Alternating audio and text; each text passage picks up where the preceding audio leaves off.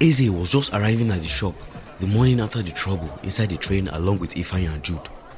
All thanks to Jude and not thinking things through, went to jump into a fight that could have been postponed. They were outnumbered on the train, but the idiot wasn't using his brain. Good that no one really got hurt, because it would have been hell to pay for and their faces hadn't caved in, because those spare part dealers and mechanic boys can be very strong. Those boys have been known to be super strong and can land heavy punches on them.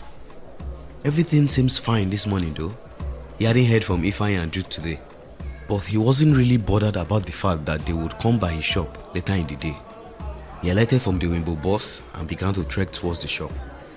His oga wouldn't come in until about 1 p.m. in the afternoon. After doing all the serere that he needed to do, he had started feeling hungry, but not so much. So he thought to open the shop first, bring out the home theaters, DVD and TV stands first. By the time he had finished setting up, his boss or someone around should be able to help him watch the shop, so he can quickly go buy breakfast. All that was what was in his mind as he approached the shop to open up. But it seems there is something wrong. He saw a group of boys just hanging around the front of the unopened shop. It was unusual, but they seemed to recognize him, as they were pointing at him as he approached the shop. Even worse, the group of them began to approach him.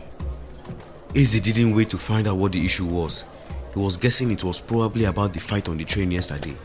He turned back and took to his heels, running as quickly as he could. The boys chased down after him. "Eze, stop! Stop!"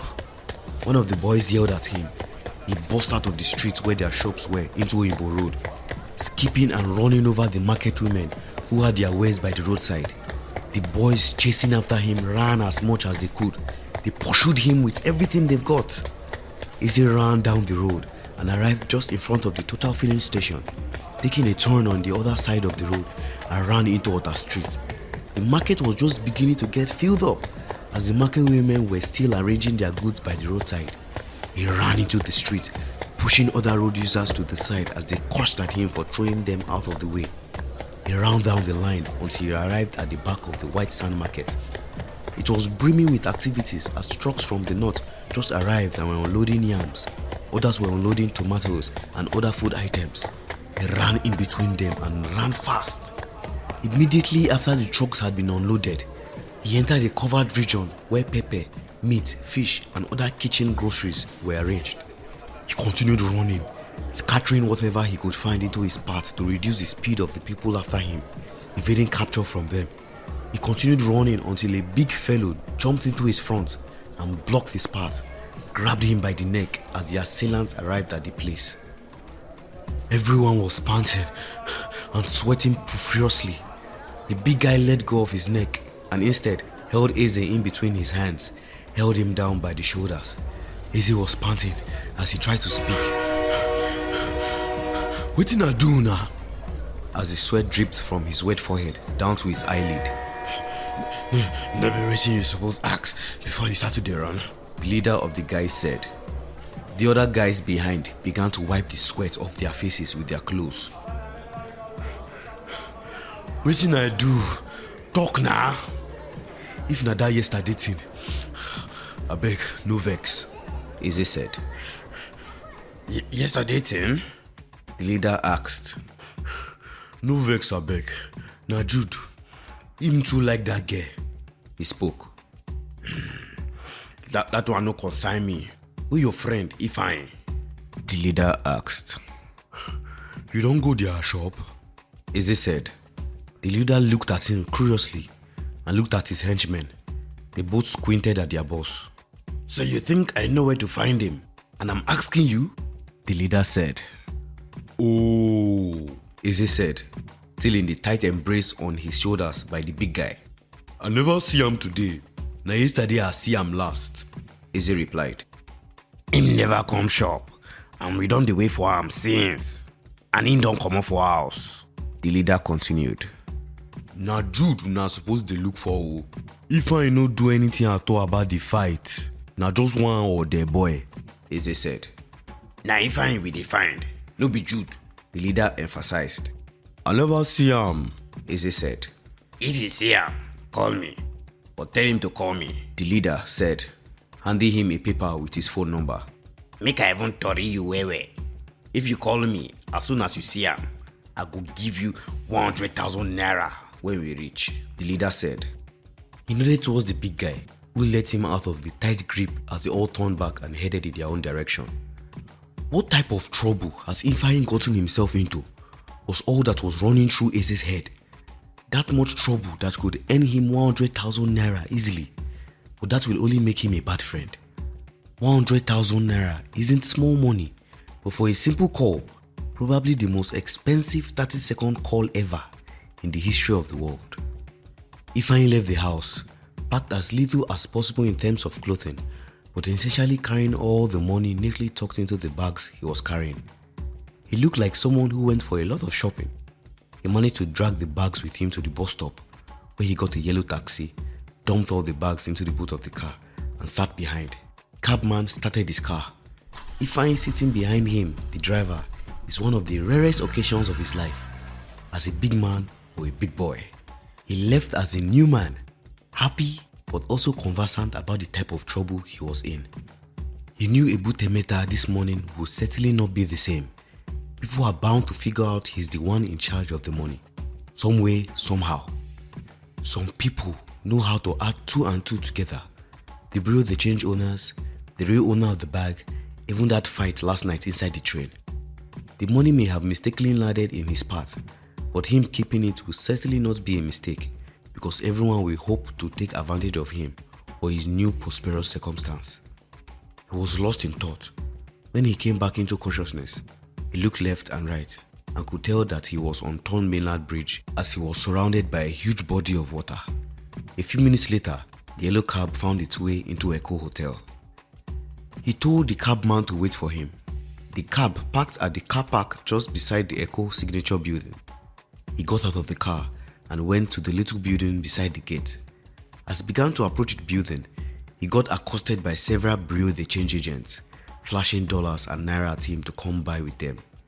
He looked at one that looked trustworthy to him and followed him into a small building in there. He changed some money and exited the shop with more naira than he had ever seen in his life. Instead of getting back into the cab, he strutted towards the Echo Hotel. He had followed his uncle here a couple of times when they met people who had just come back from abroad. It was perhaps his second or third time visiting Echo Hotel. He got the idea of changing dollar at Echo Hotel from his uncle, who had to change some for an emergency when his junior brother came back from Italy. Far from home, nobody will find him here. His newfound financial freedom made him think of himself as a big boy, so he strutted over to the counter of Echo Hotel, paid for a room, went to the car to get his bags and disappeared upstairs. He got a room on the 7th floor. He went in, looked around and felt like a big boy. Is this how the big boys live? He went towards the window and opened the curtains, and he could see Victoria Island. Looking around the island, he felt very good about himself. What a way to live, he said to himself. However pleasant his new status was, his paranoia that someone was out there trying to find him never left his mind. He was rich, but not peaceful in the least bit. He jumped from the bed that had all his bags. He spread his arms and legs wide like he was swimming on the bed. Last night he was sleeping in the rag dump of his uncle, sharing a room with their little son, and here he was, staying on the 7th floor of the Echo Hotel. Things are looking good, Ifeanyi. He wanted to relax, but his mind wouldn't let him. The stolen money was burning a hole in his peace of mind. He needed to trust his guts and do what it says, else his body might be dumped into the Lagos Lagoon if he isn't smart about it all. Be smart, he kept telling himself. The case was taking an interesting turn. Inspector Benny and her team just arrived at Echo Hotel and headed straight into the BDC place where they were called. They stormed in and entered the place where Ifeanyi had just changed money. Shehu took over the communications and asked the questions in Hausa and asked him to explain in English. The number where Alhaji sent, wallahi I see am for inside dollar where the boy bring, the BDC guy said. When did the boy come here? Inspector Benny asked. He never tell, Maybe 10 minutes ago just passed, he answered. Where him can go? Inspector Benny asked. Him enter hotel. Him go inside. I see him with my eyes, the BDC guy said. Good, good, Inspector Benny said as they walked towards the hotel. If he was still in there, this case could close quickly and she could go back to her vacation mode. Thankfully, through her expansive career, she had a few contacts, and luckily for her, she was friends with the chief security officer working at Echo Hotel, former commissioner of police, Editoro Ifeanyi. Please, I would like to see Editoro Ifeanyi, head of security, Benny said to the front office officer. From where? Is he expecting you? The officer asked her. Yes, he is expecting me. Tell him, Bernie. She lied. The officer picked up the intercom and buzzed him at his office, but he wasn't responding. He grabbed the radio just beside the intercom phone. He switched on and said, Mr. Ifeanyi, Benny here to see you at the reception. On my way, give me 1 minute, Mr. Ifeanyi said. Less than a minute, a tall, towering figure appeared behind the team. Benny! It has been such a long time, he said, embracing her. My Oga, it has been way too long, Benny said. Boss, I'm afraid this isn't a social call. I really need your help. Can we talk anywhere privately? We prefer your video surveillance room, Benny said. Please meet my colleagues, Abu and Shehu. We are working a case together, she continued. Mr. Ifeanyi shook hands with both men as he led the way. So tell me, what do you need? Because I know you need something, he said, smiling. There is a case that I'm working on. Some boys stole a lot of money from my clients, and I've got reliable information that the thief is currently on your premises, Benny explained. Have you called the police? Ifeanyi asked. No sir, there will be no need. It's just petty stealing. We don't want to blow issues out of proportion. Just catch the boy and move on. Benny lied again. Well, I don't know. We have loads of guests every single day. How can we single out who the boy is? What information do you have that can help us narrow it down? He said. They arrived at the video surveillance room. The room was filled with several screens showing multiple places around the huge hotel. The person we're looking for would have been here less than 15 minutes ago and would have paid with cash, Benny said. Sure, we can look at the footage. We usually don't get so many people who pay with cash, so that might be a key detail to narrow it down, he said. He picked one of the screens that the camera was focused on the main lobby just at the reception and turned one of the knobs on the huge keyboard. He turned the knob backward and everything seemed to rewind back. It kept going back until they saw a young guy bringing out a big wad of cash to pay. The boy seemed anxious as he kept looking left and right as he was bringing out the cash, like someone was looking at him. Please freeze that frame where he looked at the camera. Can you help me print that picture? Benny said. Sure, Ifeanyi said. That him? Ifeanyi asked. I think so. Fits the profile, Benny said. But that looks lightning like the guy that escaped yesterday, Shehu said.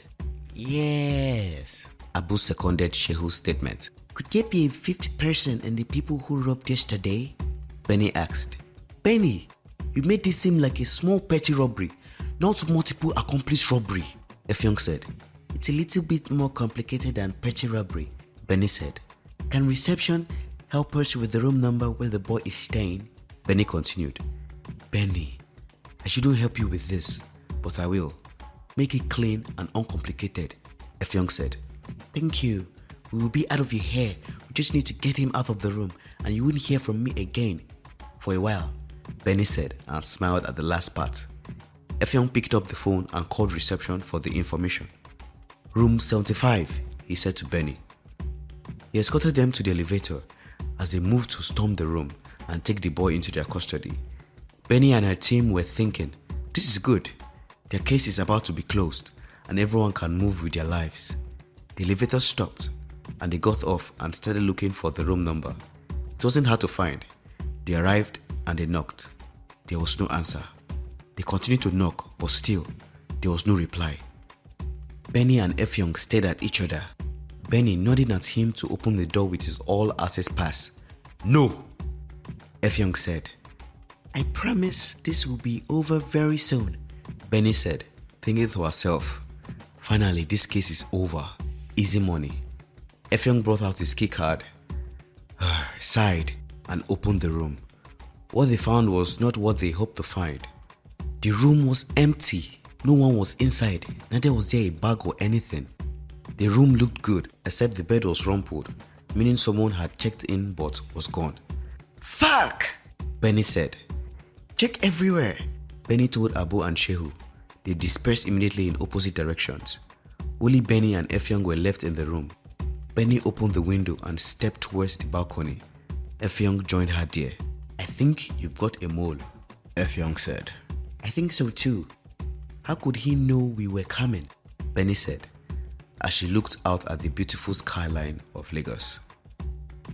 Ifeanyi couldn't take it anymore, as his mind never let him enjoy the room in peace. He got his bags and headed for the elevator, crossed the road and remembered another place his uncle once took him to, called 4 Points.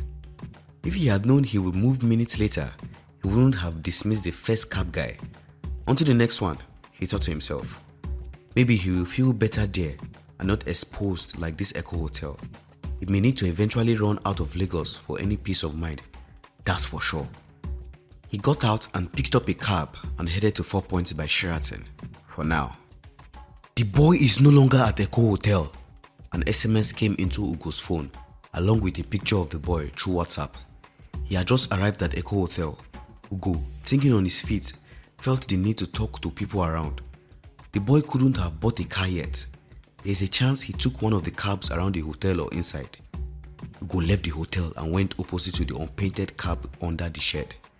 He had already created a story to sell to the cabmen there. Good morning, sir. I beg, I need your help. I dey look for my friend. Him just come out now. He's not too tall, in dark small like this. Him don't wait for me tire. Now today him dey travel come out. I beg. Call am na, shebi na your friend. Person like that don't come here. One of the papa playing draft said to him. Him phone don't die, I don't call am sote, he said, dramatizing just how much urgent it was to talk to him, dialing and cutting the number. Why you sef no come quick? Them don't go. I see the person where you talk. Na Igbo boy, abi? Another cabman said, looking up from the game he was playing. Yes sir, na my guy o. Him done dey abroad for 5 years now. Him supposed give me something for my papa. Him bring my papa drugs come for him. Ugo lied, hoping that would get them closer to telling him. Na 4 Points by Sheraton them go. Better make you dey go now, the first cabman said. Thank you sir, Ugo said, and immediately ran across the road to his right, and they headed towards Ozumba Mbadue. Ugo knew he couldn't afford for this money to go. He had to get his money back or die trying. Plus his plug was really on his neck now. Unknown to all the people looking for him, Ifeanyi is inside a Toyota Hiace bus heading out of Lagos. The chase continues. You are listening to Oniranu Stories.